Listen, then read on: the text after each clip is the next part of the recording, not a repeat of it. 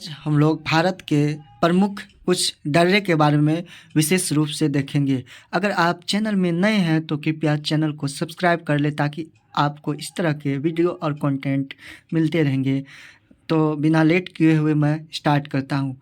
बात करें जम्मू कश्मीर की, तो ये जम्मू कश्मीर के जितने भी दर्रा है उनके बारे में विस्तार पूर्वक से देखेंगे। जैसे काराकोरम दर्रा, यह दर्रा लद्दाख क्षेत्र में काराकोरम पहाड़ियों के मध्य स्थित है, यानी बीच में स्थित है। यह भारत का सबसे ऊंचा दर्रा है।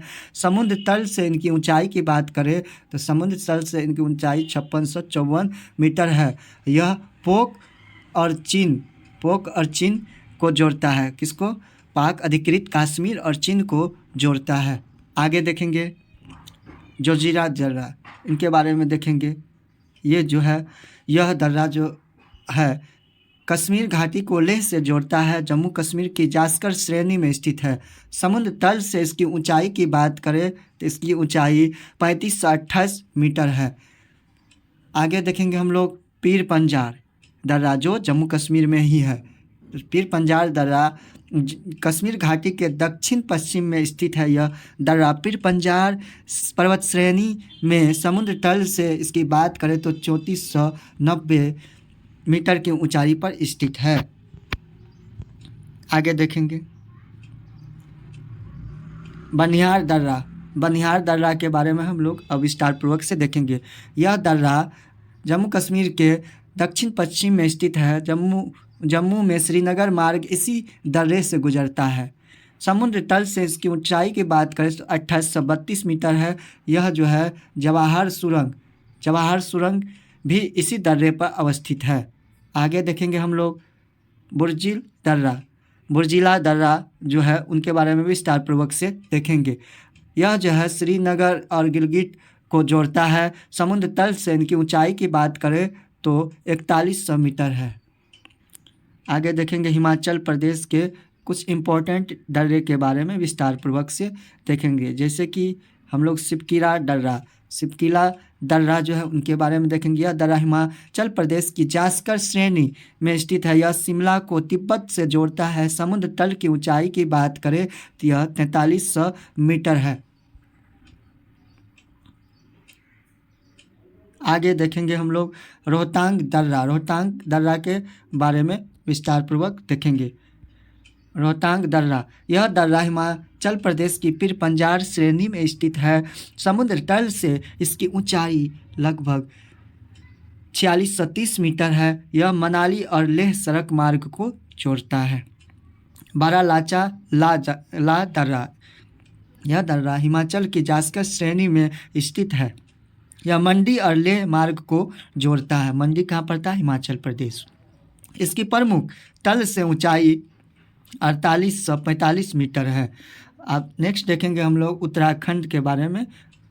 कौन कौन दर्रा है? जैसे कि माना दर्रा उत्तराखंड में, इनके बारे में देखेंगे। माना दर्रा, यह दर्रा उत्तराखंड की कुमायूं पहाड़ियों में स्थित है।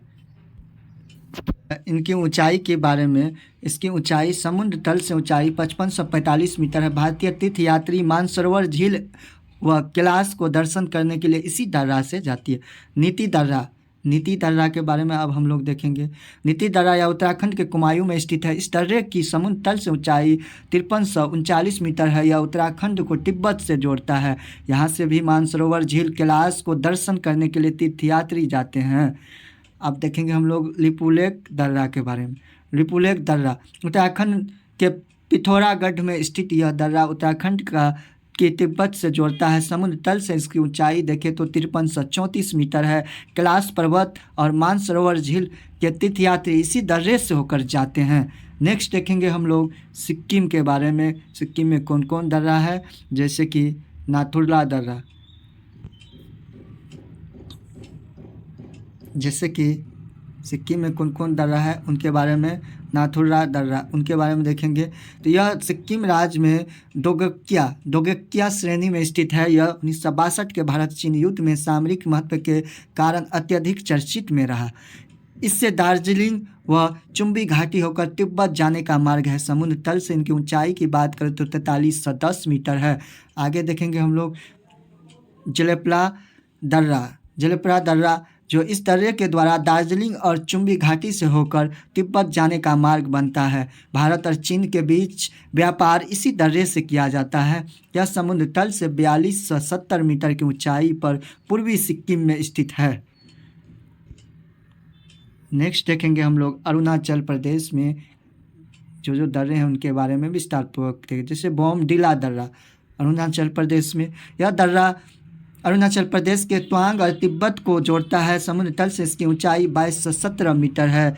आगे देखेंगे याप दर्रा, यह अरुणाचल प्रदेश के उत्तर पूर्व में स्थित है। ब्रह्मपुत्र नदी भारत में इसी के पास से प्रवेश करती है। भारत में यह भारत एवं तिब्बत सीमा पर भारत और चीन को जोड़ता है। दिफू व लिखापर्नी दर्रे भी अरुणाचल प्रदेश में है। नेक्स्ट देखेंगे हम लोग मणिपुर के बारे में देखेंगे। मणिपुर में कौन कौन दर्रा है उनके बारे में विस्तारपूर्वक। जैसे कि तुजू दर्रा यह दर्रा मणिपुर के दक्षिण पूर्व में स्थित है। इम्फाल से तामू और म्यांमार को रास्ते इसी दर्रे से जाते हैं। केरल में देखेंगे हम लोग, केरल में कौन कौन दर्रा है विस्तारपूर्वक। जैसे पाल घाट दर्रा, ये काफ़ी इम्पोर्टेंट है, हर एग्ज़ाम में आने की संभावनाएं होती रहती, इसलिए आप लोग इस क्वेश्चन को विस्तारपूर्वक और अच्छे तरह से इसको कॉन्फिडेंट लेवल में बढ़ा लें। जैसे कि दर्रा केरल व तमिलनाडु को जोड़ता है। यह दर्रा अन्नामलाई और नीलगिरी की पहाड़ियों के बीच स्थित है। नेक्स्ट देखेंगे हम लोग महाराष्ट्र में देखेंगे दर्रा, जैसे थाल घाट दर्रा, ये भी काफ़ी इम्पोर्टेंट है। यह दर्रा मुंबई को नासिक मार्ग पर स्थित है, मुंबई और नासिक मार्ग को जोड़ती है। भोर घाट दर्रा, ये भी तो काफ़ी इम्पोर्टेंट है। यह दर्रा मुंबई को पुणे तथा चेन्नई से जोड़ता है। उपरोक्त तो दोनों दर्रे पश्चिमी घाट श्रेणी में स्थित है। ये थाल और भोर घाट दोनों पश्चिमी घाट श्रेणी में स्थित है और पालघाट नीलगिरी की पहाड़ियों के बीच और अन्नामलाई। इस तरह से जितने भी भारत में इम्पोर्टेंट और पूछने लायक दर्रा थे उनको मैंने विस्तारपूर्वक से बताया। अगर आप चैनल में नए हैं तो कृपया करके इनको सब्सक्राइब कर ले। Thank you for watching.